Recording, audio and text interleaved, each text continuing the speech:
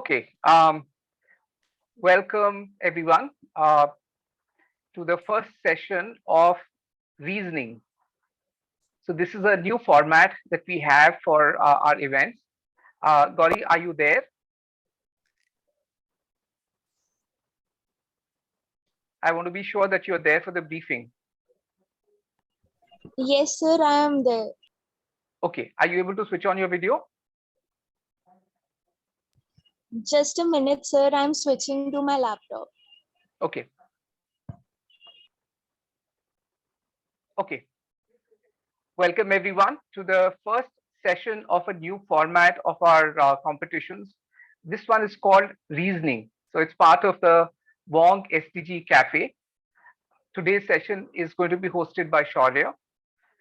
The theme for today is India's role in the space of climate justice.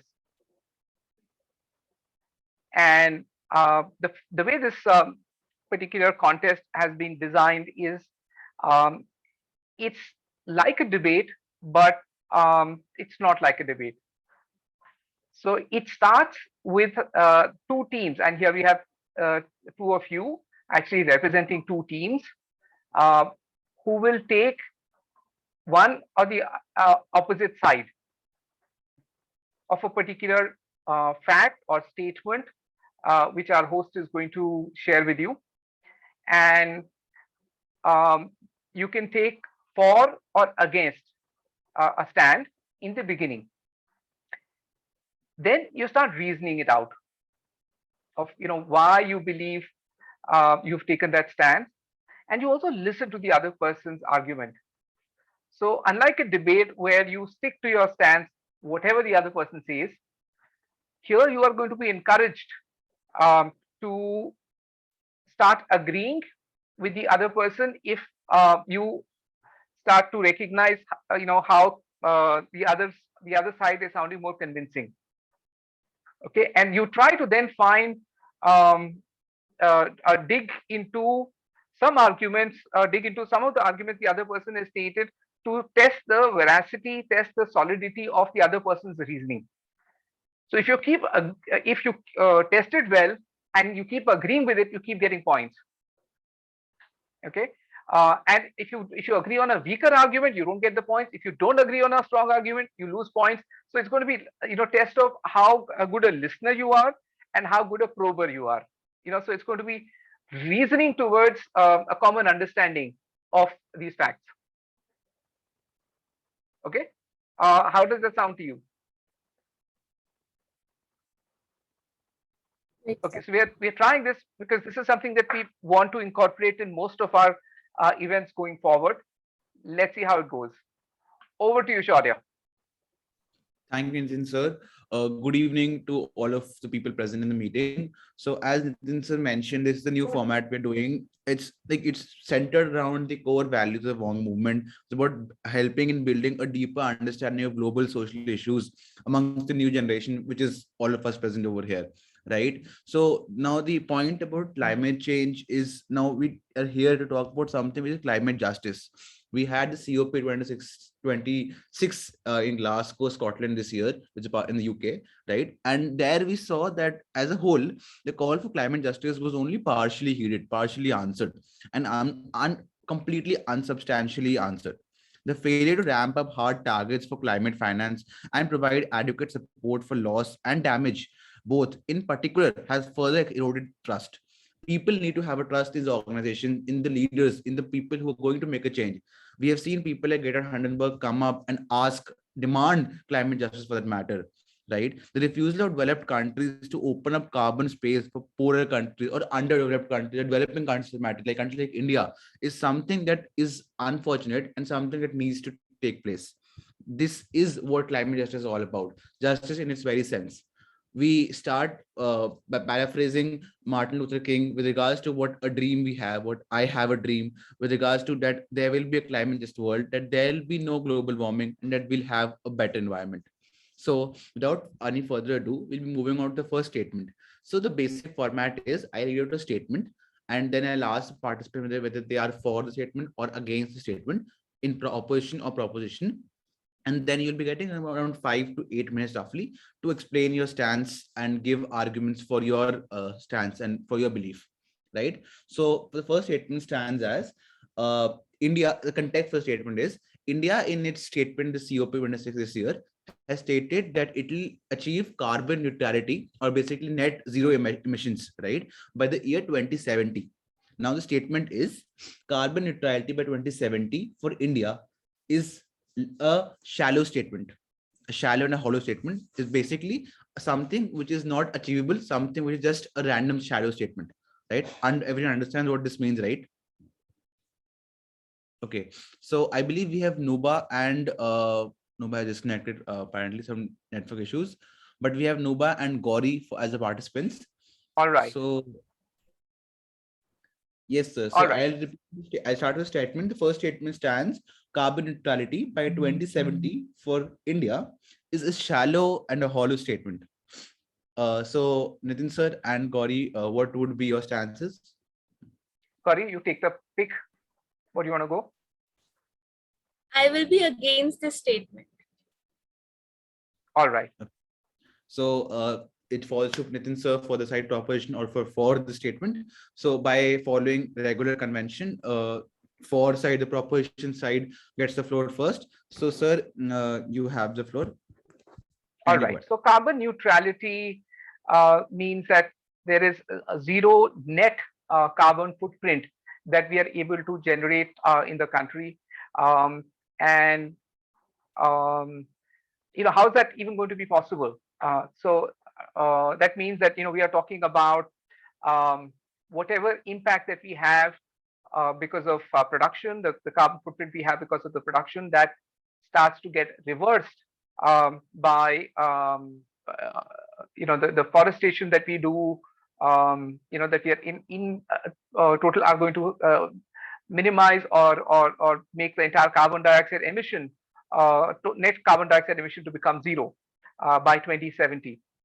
So there is direction that is required for that to happen. So I wouldn't say it's a completely shallow statement. Well, this is something that I am sure they want to position themselves, they want to drive towards, but the actions that the government is taking right now, it doesn't seem to be congruent with this intent. So if you see what is happening with the industrialization, industrialization policy, um, the industrialization continues to increase at a rapid pace in most cities. And what remains the source of energy? So there has been a big push that has happened towards solar power, and nothing else. So they are saying that so there have been two things that have happened which actually negate this particular stance that the government has taken. So you cannot suddenly say that for the next 10 years we're going to go positive, and after that we're going to reverse ourselves. That seems to be the government. Streamline it a bit. So my very important question is there any carbon neutral country in the world, right? Is there even a single country out of the 200, 180, 200 countries we have in the world, 207 if I'm not wrong? So is there any carbon neutral country in the world? And if yes, how did they achieve that? There's no carbon neutral country right now, but there are countries that are striving towards it, and they're likely to become carbon neutral much faster. There's the countries, particularly the Scandinavian countries and the countries with much lesser population, countries that have started to work on energy sources which are far more renewable. And there's a lot of push that has happened in Denmark, in Netherlands. Yeah, what would you say about Bhutan, which as per UN sources is a climate neutral country, and as you just claimed that there's no climate neutral, carbon neutral country, apologies. So what would you say about Bhutan, which is actually... Honestly, I'm not quite familiar with the Bhutanese model, but I do know that Bhutan as a country has been trying to reduce a lot of vehicular traffic on fuels. They promoted a lot of cycling. But Bhutan would not be a great example to follow, because as a country, they don't believe a lot in industrialization also. So most of their economy is because of tourism. And, I would compare, Bhutan to a small, tourism oriented city, which where the challenges are very different. So even if, Bhutan were to be carbon neutral or close to neutral, that is a very difficult uh, economy or model to replicate. Um, I think what is required is which a lot of countries are trying to do, which is to grow economically. So SDGs itself also promotes a lot of uh, high economic growth and has to be a sustainable economic growth. Bhutan as a country is not economically growing. It's stagnant in many ways. So it's not really a model which can be compared to other countries. But you could look at the Scandinavian countries. You could look at some of also the Northern European countries where there has been a strong intent and efforts in the direction of moving away from fossil fuel based economy, both in terms of vehicular traffic as well as in terms of the energy generation. Um, uh, and um, India has taken a stance to move a lot towards solar power, which in my mind is a step in the right direction, but it's also a knee-jerk reaction.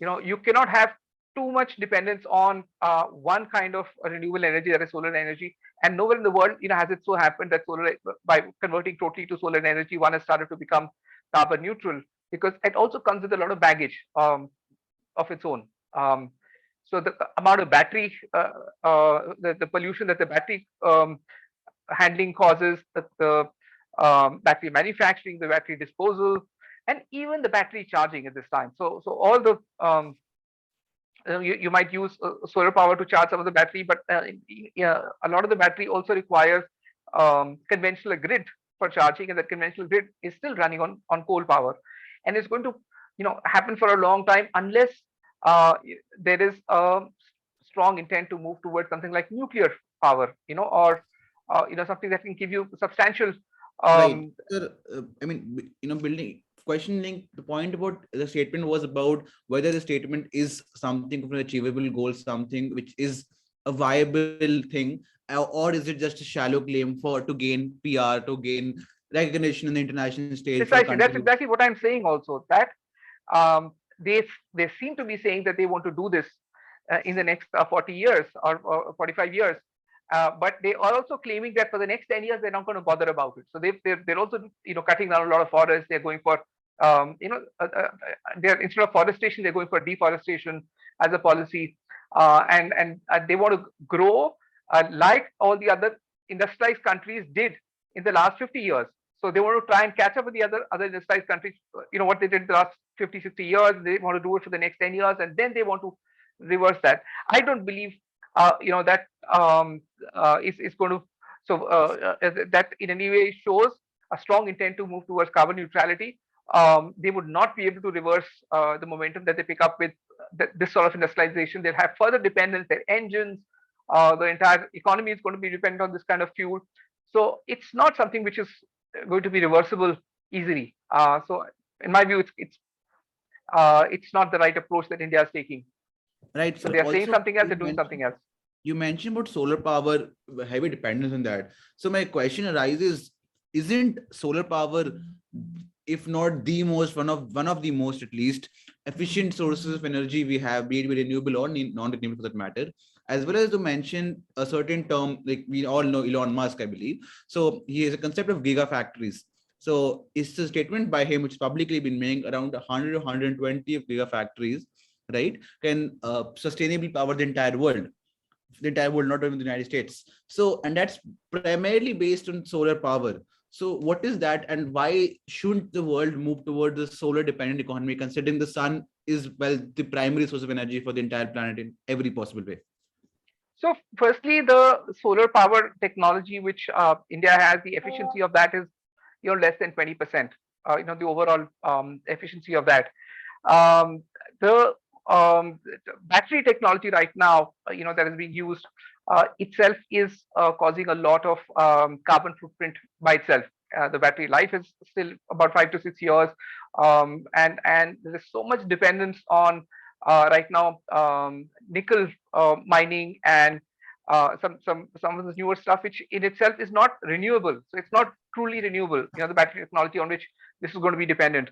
Um, so those new technologies are required. The adoption of those new technologies have to happen. The alignment to what research Elon Musk is doing is required, but it's that's not the space that the solar technology or the investment in solar technology in India seems to be going. Um, and, and of course, the commercialization, before the commercialization of some of this research technology happens, one cannot say for certain how effective it's going to be. But yes, I think worldwide there's a lot of uh, push for adoption of these Right, technologies. sir. So building on to that, like last question for your side is, you mentioned about commercialization, your word, right? So it's about when, if this goal, as you're saying, is not something of a very true reality, so which sector, government or public or private, basically, should be the or shall be the important playing part, or the negative part, he'll play positive or negative part? Would private sector lead to what people have called for, like the complete commercialization and the forgetting of the agenda of climate change and only for profit work? See, the most effective way for this to happen is in a public-private partnership.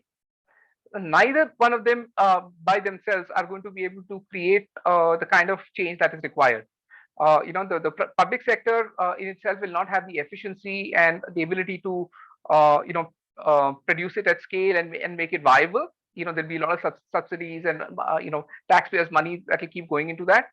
And the private sector will only be going after the money. So once I think the policy, the framework, and the governance of such new technologies is overseen by the government, the implementation, the commercialization can continue to happen by the private sector as well.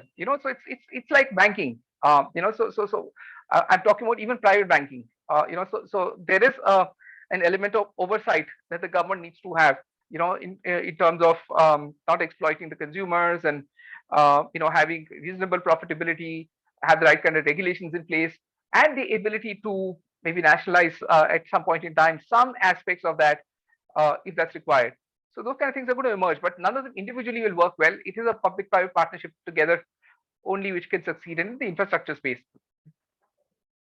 Right, sir. Very well put. So with this, we're now moving to the side opposition, which is represented by Gauri.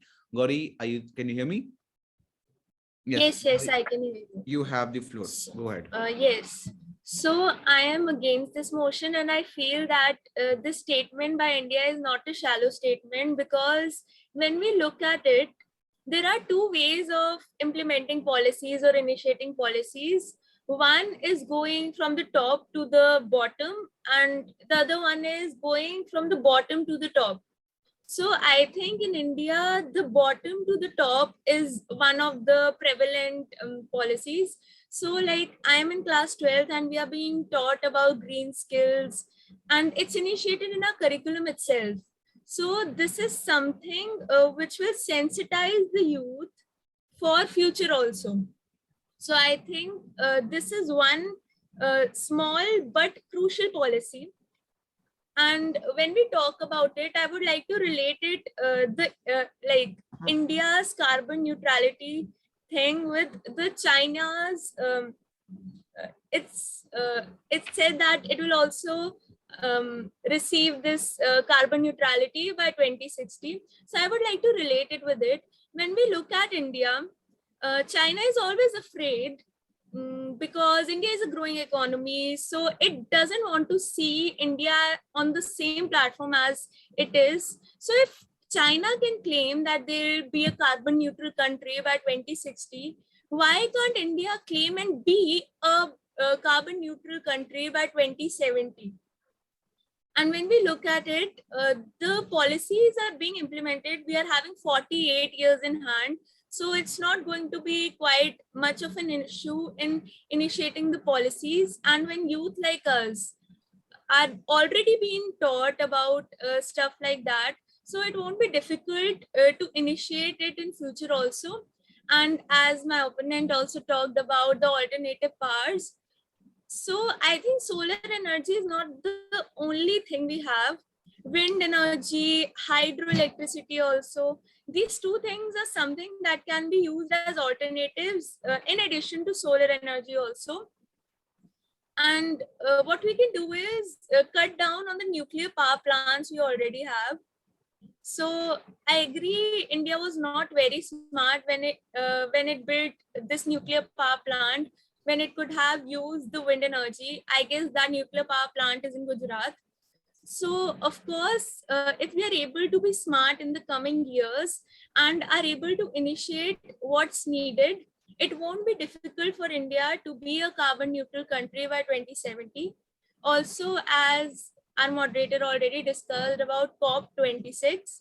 So also India has reduced its per unit carbon generated by the GDP by 35%, and it's still moving on.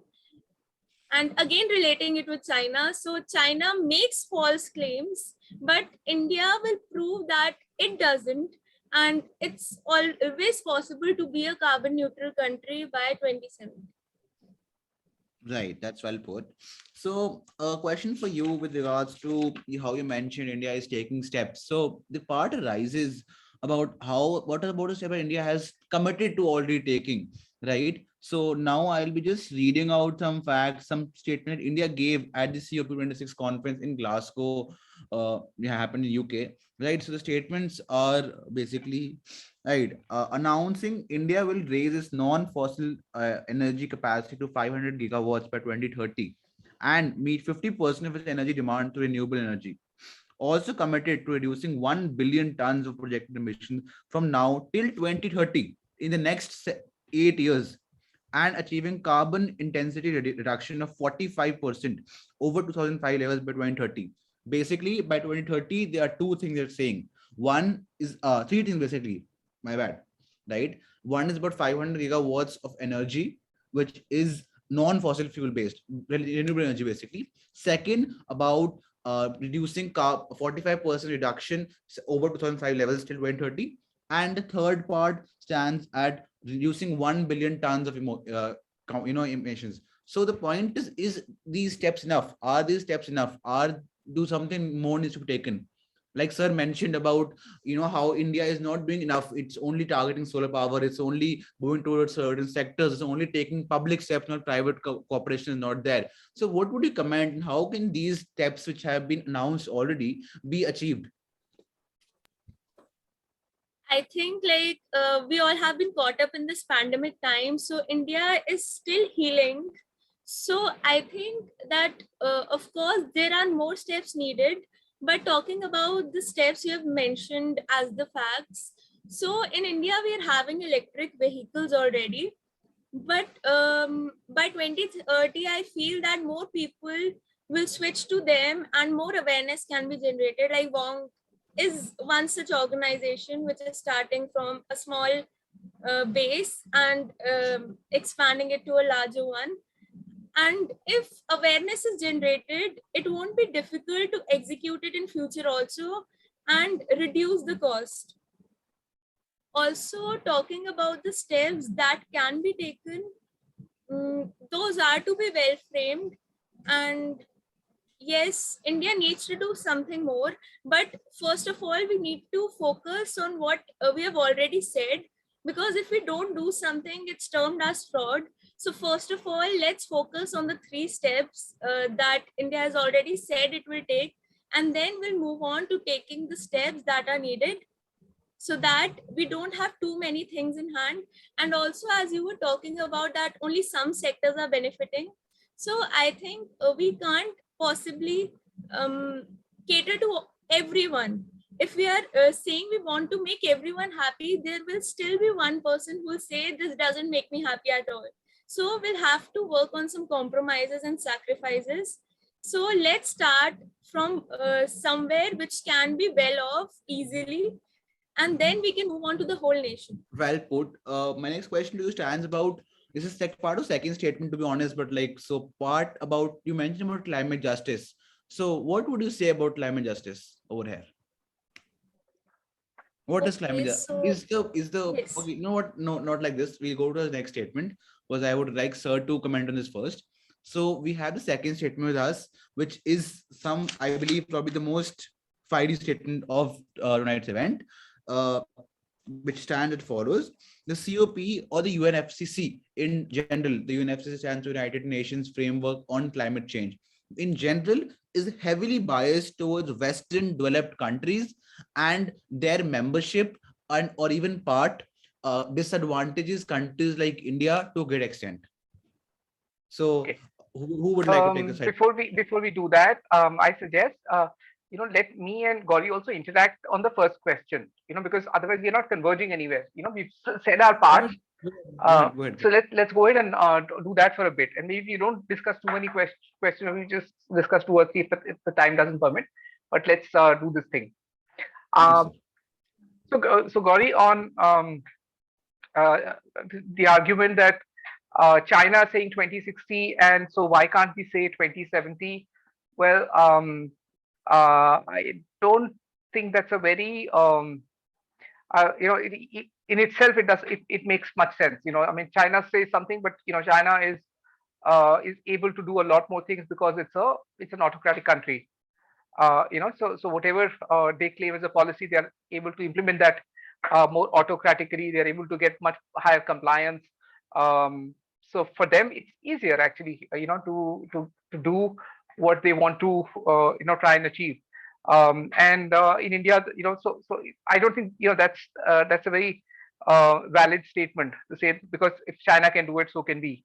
Um, the other aspect about nuclear technology, you're saying that nuclear technology should not be done.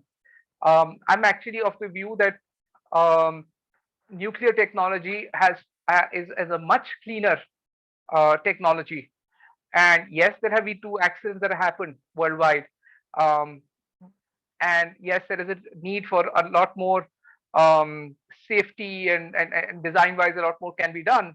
But the amount of clean energy you can produce using nuclear technology, there's a lot more potential compared to what is there with other renewable forms of energy. And right now, the percentage of other renewable forms of energy producing that energy in India is very insignificant. The wind power, uh, uh, and the hydroelectric that you're talking about. Yeah, hydroelectric, maybe there's a little bit more, but wind power is less than 1%. Hydroelectric is also very insignificant compared to what it needs to be. So I don't even know where this 500 gigawatts um, of renewable energy is going to come from. Um, Solar doesn't have the potential right now, to give you that kind of power. And also, a lot of private companies, they started with a lot more investment in solar, but they are not finding it viable right now. I mean, if you just see the even the policies of the discoms, the distribution companies right now, in giving incentives, or allowing people to get some benefits out of using solar power, all of that has been reversed the last some time. So the government is not focused enough to even have private players, private companies implement solar power better. That is not happening. And it's only the government that is getting into it, and a lot of the government investment in this kind of space actually goes to waste over a period of time. They are not so efficient. So how is that even going to happen? Sir, first of all, coming to that China part. So when we look at it, even if it's an autocratic country, we have seen that there have been many power cuts in its own capital, that is Beijing, because they did cut out on the coal energy part, but still they couldn't get an alternative renewable energy source. But when it comes to India, I think we are far well off than them, because even if we are not able, if we are able to cut out on the other energy part, we can still rely a bit on the renewable energy part. And when we look at it, in India, we have the people who are intellectually smart, and it's our own engineers and software engineers who are transported to other countries, and they work there and stuff like that. So Are you saying there are Indians are smarter chances, than Chinese normally? not exactly Chinese, but yes, we are people who tend to work hard, and we have got, if people use calculators, we use our minds. So somewhere we are better off than the other people in that case. So I think with the technological developments in future, we can see renewable energy being extracted and utilized in a better way. Yeah, but you're saying that there's more renewable energy in India than there is in China right now. That's not the case. And I mean, if Beijing has had some power cuts, are you familiar with where we are? The whole country is, how is it poised because of the lack of coal, with all the power generation stations. Some of them have 2 days or 3 days of coal left, and everything is so vulnerable right now. um, and this is when we don't have 1/50th of the power requirements that China has, or maybe even lesser. We're not even able to meet that uh, uh, efficiently, and we don't have the kind of renewable energy or the kind of potential that China is talking about. So go on. I mean, this is about China, but what about the others? Some of the other points I made also. Do you remember them? The one about nuclear energy, the one about where are you going to get 500 gigawatts from? You know, how's that even going to happen? So to make a claim that we're going to do this and then we're going to, but where is it going to come from?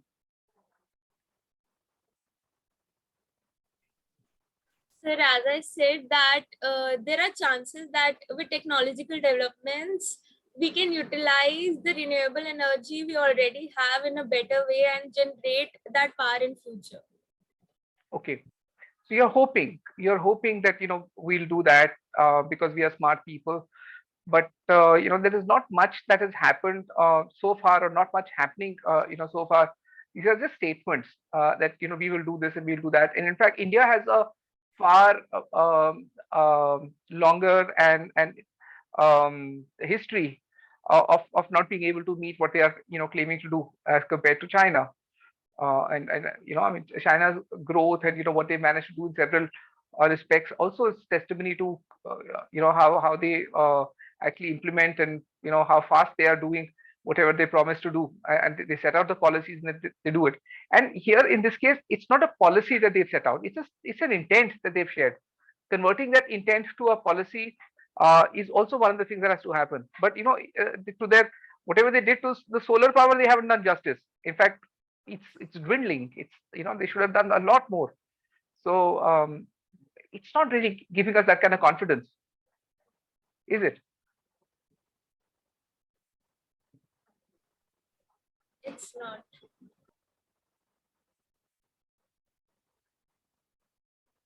Okay, sure. Shall we move on to the next one? Yes, sir.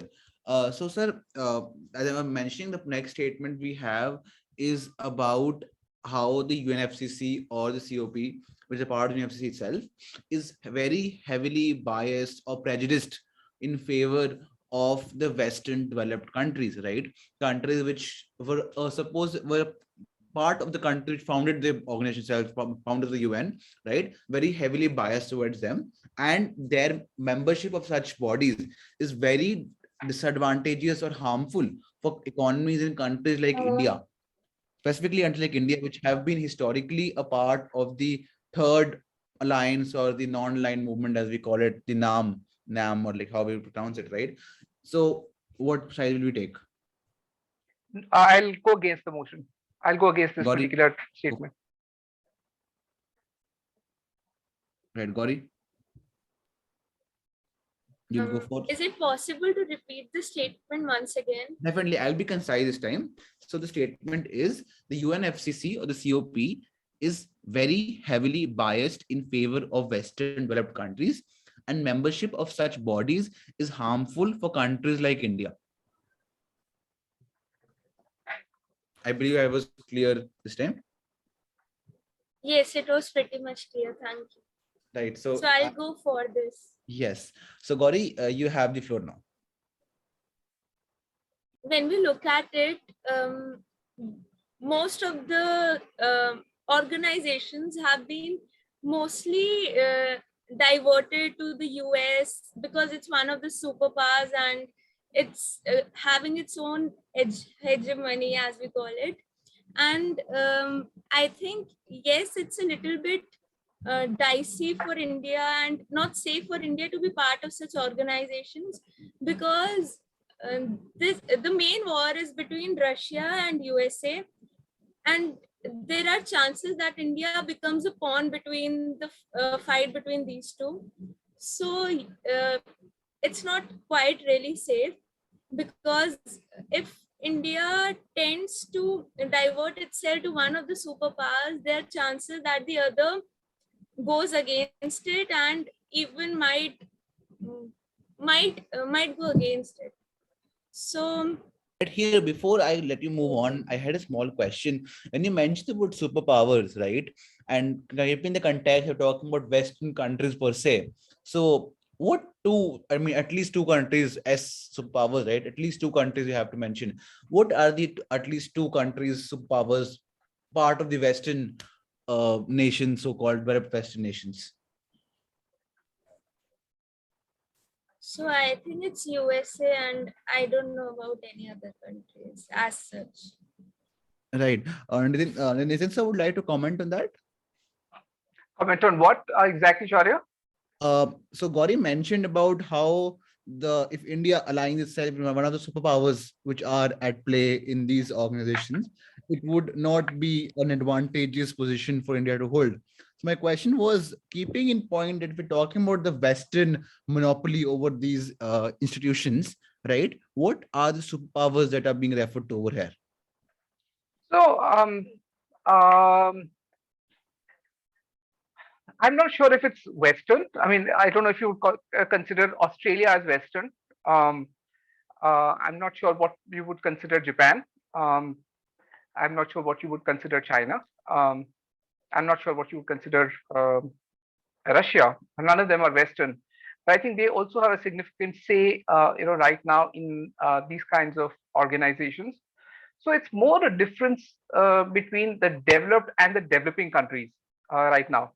I think the fight is that um, the UNSCCC is expecting the same sort of curbs on emissions on the developed countries, on the developing countries, as they're going to have in the developed countries. And the debate is whether this is fair, whether India should be part of UNFCCC at all. Uh, and my view is that, firstly, I don't think it's an option.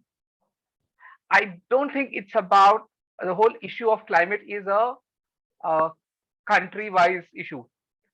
Um, in fact, the whole issue of trade also, in my view, is no longer a country-wide issue. I mean, to some extent, you can still have different trade policies, but the world has converged even in terms of trade to become one world. Because of the nature of opening up of the economies that has happened, so to say, with most countries.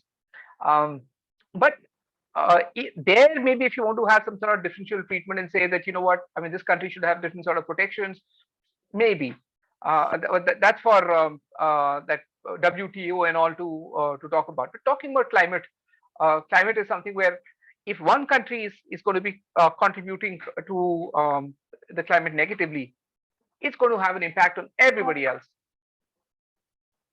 So the impact is going to be global, and so it's not possible for one country to say, I will do what I like to do. You've had your share of climate trouble, and let me create mine for now. And for that, I will refer you to what is happening on the climate clock. We are on the edge as far as the global warming is concerned. And to say that, let me warm it up a little bit more. Now you cool it off, but let me warm it up a little bit more because I haven't contributed to the warming as much as you have. Is preposterous. I mean, yes, the Western countries have done something wrong. So instead of saying that, let me do my share of sin, um, maybe the country should demand some kind of penalties or some such aspect to other countries, um, that says, um, you know, you contribute higher to this and you subsidize us to develop those technologies faster so that we contribute, less to the environment, but not, say that I will not participate in this kind of a organization or convention because I want to pollute the world right now. I mean, this is just preposterous. Right, sir. That is well put with regards to how the various, it's about more about developed countries and developing countries rather than a geopolitical situation in this context. Right. So now we shall be moving on to our next statement of our day, which is, so there's been a need highlighted for India to have a separate constitutional body set up for maintaining that, it's able to meet these set goals, these aspirations, which are, in my opinion, at least, very highly led, very idealistic, utopian approach, but like still. So it's been called the National Commission on Climate Change. So what is this body? This body is absolutely a requirement and something which needs to have a very strong, separate constitutional structure, right? I'm focusing the words separate, strong constitutional structure. Constitution being the very key word over here, giving strong array, strong mandate to carry out its function. So, what is the panelists' view on that?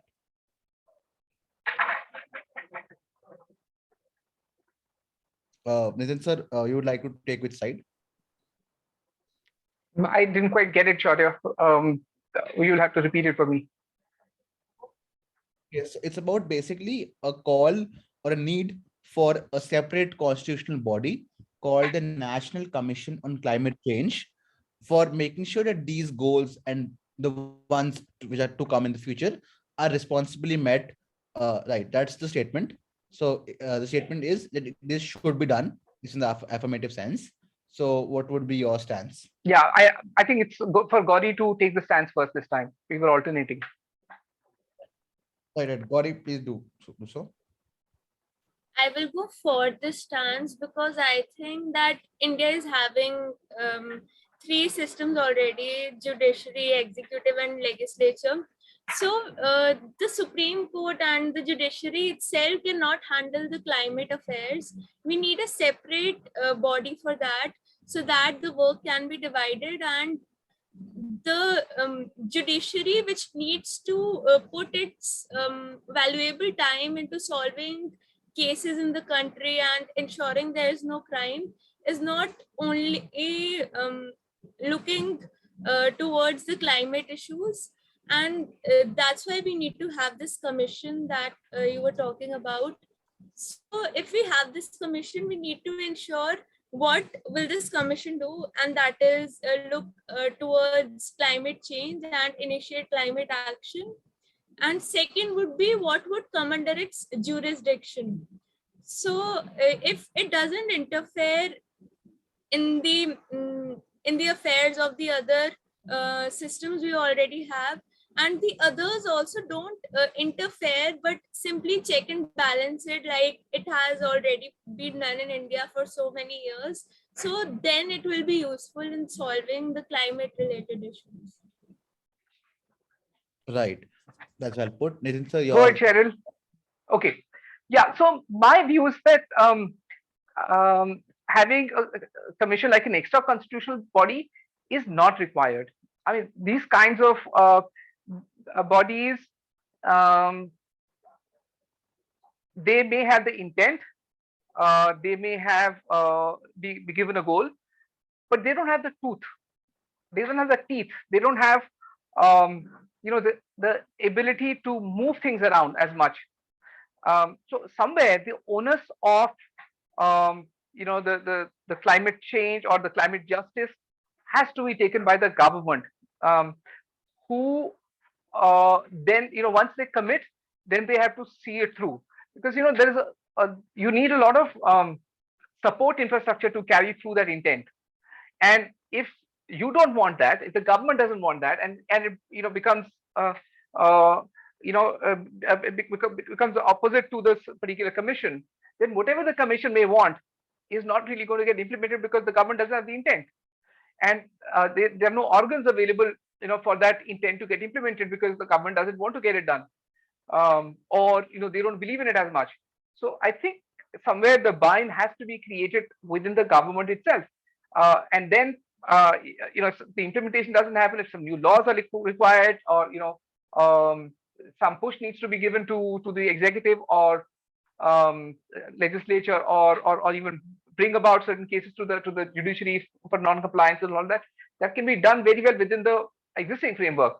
At best, there could be reports coming in from a neutral body, who says how are we doing, but not in terms of any implementation or extrajudicial powers. Right. So right. Okay, that's a valid stance. Right. So anything you have to counter, Gauri? No, I agree with what Sir said. But there is one thing I feel like a government can't handle so many affairs at once. So wouldn't it be better if it is able to divide the work? And we aren't saying that it will be like the government will be excluded with the internal affairs of the commission we have, but instead the commission will be accountable to the government, but they won't be interfering in the affairs of each other. So who defines how big the government needs to be? I mean, if there is another issue that comes about, do you want to put it outside the purview of the government, because the government should be this small, or it should not be beyond this particular size? It depends on how important that issue is. The more important that issue is, the more the onus of the government should be. So the government can be expanded. If the issue is important enough. If the issue is less important, I would say let it be outside the purview of the government. But something as important as climate change, it should be like the topmost priority of the government. It should be something that the world is going to die. The citizens are not going to exist. I mean, you may have policies that are anti-climate because it's not in your purview. So I don't think it should be outside of the government. The government needs to be bigger. It can be bigger to accommodate that. It's a question of having a common direction of policies, coherent policies, which align with this particular goal. That is right. Okay. Gauri, your response? I agree with you. Okay, so well, it's nice to see that our aim for organizing this entire session has been met. Whilst like this argument we had, Gauri is agreeing to the point that this body is not required, and we see that it is in the interest of the entire community, and if everyone basically to come to a mutual consensus about what is right, what is wrong, or what is at least acceptable to everyone. The entire part of having discussion is compromised. The entire part of democracy, in fact, is compromised. Right. So, sir, should we end the session? It's been an hour, I believe. Yeah, absolutely. I just want to go back to the second one. I know Gauri agrees with me on the first and the third. I don't know what happened to the second one. What was the second one? Sorry again. Yes, the second one was about the FCC, UNFCCC being heavily biased towards developed countries or Western developed countries, in fact. Right. And I said that it is not biased, and Gauri said it is biased. Yes, sir. So we haven't concluded on that one. Gauri, should we discuss that for another 5 minutes? Sure, sir. But I did agree on that because climate is an issue for all the countries, and so you explained it well. So I agree with that. Right. No, but what about the bias? I think what Shaurya was talking about, they are biased about that. So there are two aspects: whether India should join in or not, and the other aspect is that are they biased towards the Western countries or not? So what's your view about the bias? Sir, so India should join it, in the end, because it's related to Joining is climate. okay, but are these forums, are commissions very biased? Conventions very biased towards the Western countries, in your view? No, sir, now, because climate is an issue that all of the countries are dealing with. So they'll only be biased in this way, like, yes, this country is the one from which the most carbon emission is done. But there won't be any bias based on ideologies in this case. Okay, right. So what we like to, so my question stand, my interjection will stand as, we've seen the UNFCCC is a body, be of diplomatic, financial, or other geopolitical factor that are at play in the entire situation, that like the countries, developed countries have certain amount of carbon emissions that are allowed, and they are allowed to replace them. We have the Kyoto Agreement, if I'm not wrong, for such things. But India, on the other hand, has been trying, pitching in for, in order to get certain amount of allowances for carbon, this entire pact, but it's not been given. While the developed countries have already been given, whilst they do not need as much as India does. They already have a certain amount of development, they already have certain amount of technology, and a dependent on tertiary sector, while India still is heavily dependent on the primary and secondary sectors, as we see. So what is this if not bias? Is this not textbook definition of a prejudice, of a bias, of siding with someone? So, Gauri, over to you. um, Yeah. Go ahead, sir. Go ahead. Go ahead. Gauri, go on if you have something to start with. Sir, after hearing what Shorter said, I think this is a bias then, because the Arab countries are mostly related to the US in a case if we see it. So, US being a superpower is providing them with the funds, and even if it's an organization that's for all the countries, but in the end, US is dictating its hegemony there also, and somewhere it's biased then if that's the case and the funds are not being provided to India. Right. Okay, that is there. So So basically, as what I want to say something on this, Shaurya. yes, Uh, yes, uh, go ahead. okay. So I think that what we have seen normally is that every country is taking care of its own national interests. Um, whatever is good for US is something that is always preferred. Compared to trying to do good for the other countries. So if there's a choice to do well for others versus to do well for US, they would always go for things that are better for US, or for that matter for most countries. I think they would take care of their own national interests over interest of the other countries. Um, so here it's possible, that a lot of the UN agencies may also carry that bias, of national interest. But I think on a space like climate policy, it is incumbent on the governments to also appoint um, people who are neutral towards national interests, and have an interest towards um, global interests.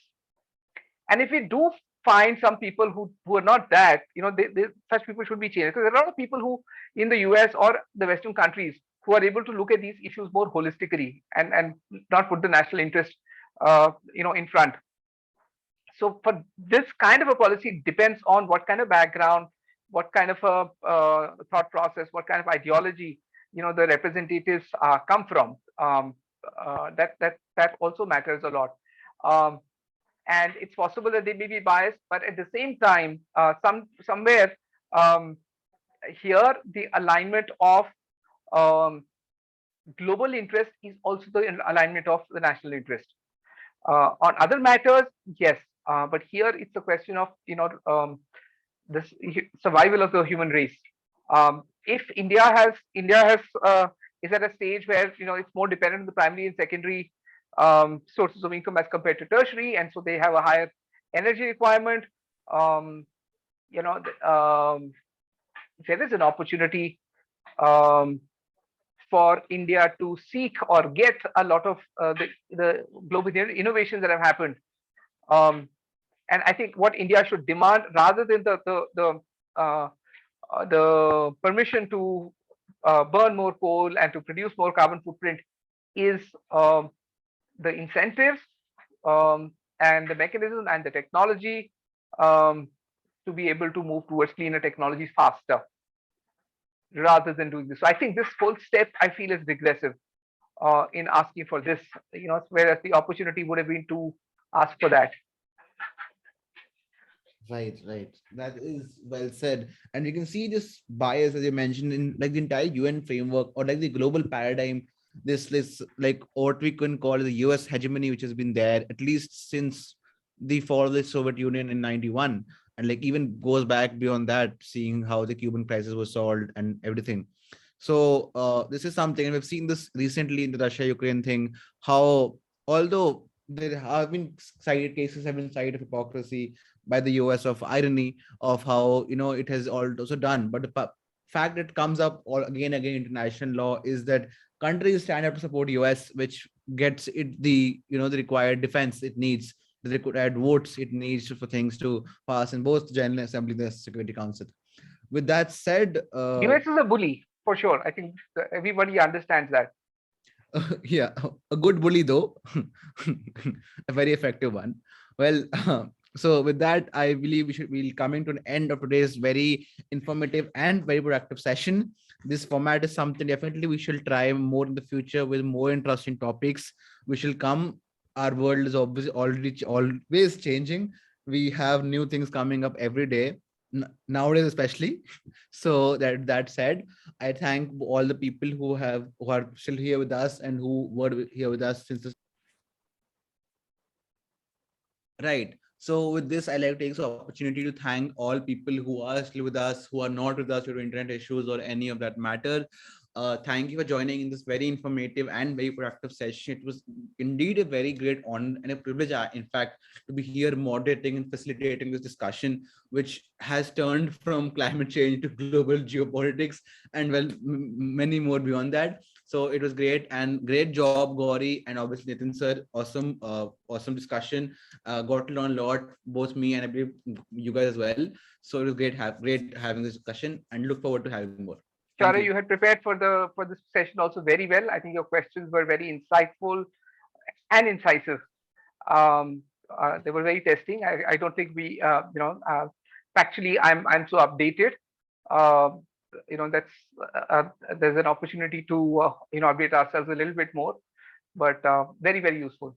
And thank you for all the arguments, Gauri. I think it helped me also dig deeper, and look at things from a uh, go deeper and understand what the issue might be. Definitely, that is true.